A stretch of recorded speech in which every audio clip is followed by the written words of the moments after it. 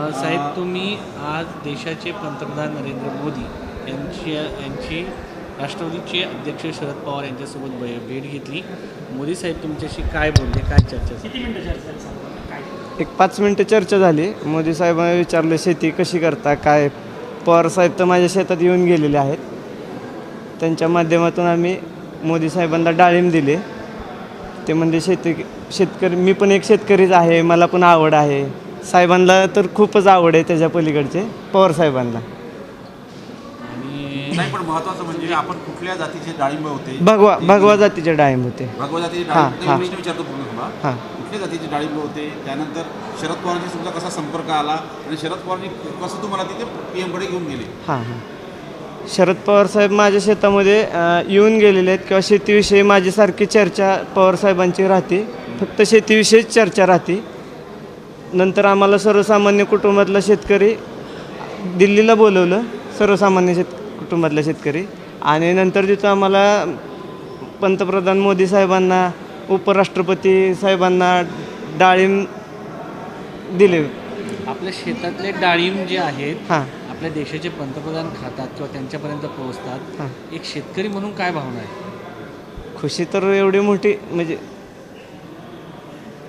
बरं, बोला आपलं तुमच्या मनात जे असतं ते बोला. घरच्यांना काय वाटलं? तुम्हाला फोन आले असतील? घरच्यांना जर स्वप्नात पण नसेल की इथपर्यंत जाईल किंवा असे भेटेल काय, पण हे सगळं पवार साहेबांना आम्हाला तिथपर्यंत नेल्यानंतर एवढी खुशी झाली की सांगायसारखी नाहीच. म्हणजे तुम्ही तुमचे शेतीचे मुद्दे ठेवले गेले. आम्हाला मार्केटिंगची व्यवस्था झाली पाहिजे सर्वसामान्य शेतकऱ्यांसाठी किंवा त्याच्यावरचे जे काही रोग आहेत त्याच्याविषयी थोडीशी चर्चा झाली. आणि कसे तुमच्या शेतीमध्ये किती एकर तुमची शेती आहे आणि किती वर्षापासून शेती करतात? किती उत्पन्न आणि येते? साधारण कोणत्या जातीचे डाळिंब तुम्ही शेतामध्ये करता? 97 सालापासून डाळिंबीची शेती आहे. सुरुवातीला गणेश होती, नंतर भगवा व्हरायटी नवीन आली, त्याला मार्केटमध्ये डिमांड आलं, नंतर भगवा हीच व्हरायटी पुढं घेऊन आलो. आणि किती एकरी उत्पादन होतं? 20 एकर आहे. उत्पादन क्लायमेटच्या ह्याच्यानुसार खालीवरती होतं. म्हणजे किती उत्पन्न होतं साधारणतः?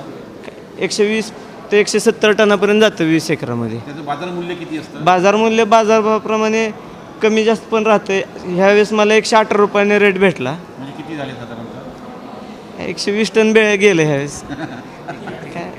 आणि हा प्रश्न होता की भगवा जो केला तुम्ही त्याच्यामध्ये तोच का करावा? कारण महाराष्ट्रामध्ये हवामान भगव्यासाठी चांगलं असतं का?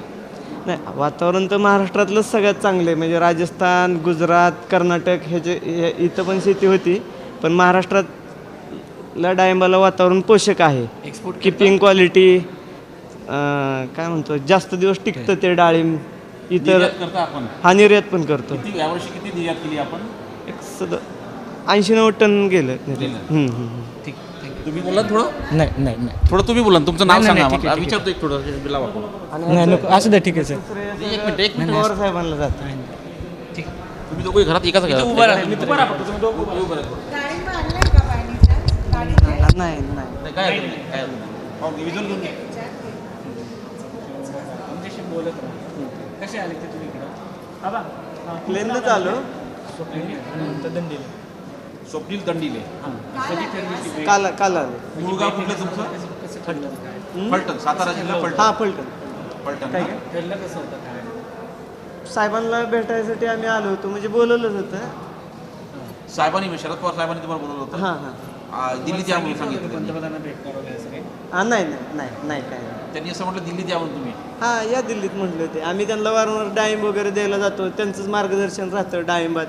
किंवा काय करता, कसे शेती करता, किंवा आलेले पैसे वगैरे कसे गुंतवता, काय शेतीतच. चला भाई, आप मोबाईल पे बाईट हो गया. ठीक आहे. मला एक सांगा तुमचं मूळ गाव कोणतं? म्हणजे फलटणमधलं, फलटण तालुक्यातील फलटण शहर आहे का काय? फलटण शहर आहे, तालुका आहे, वाठार निंबाळकर गाव आहे. तिथं शेती आहे माझी.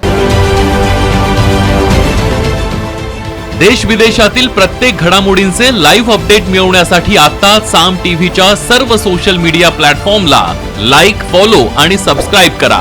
तसंच सर्व नोटिफिकेशनसाठी बेल आयकॉन प्रेस करायला विसरू नका.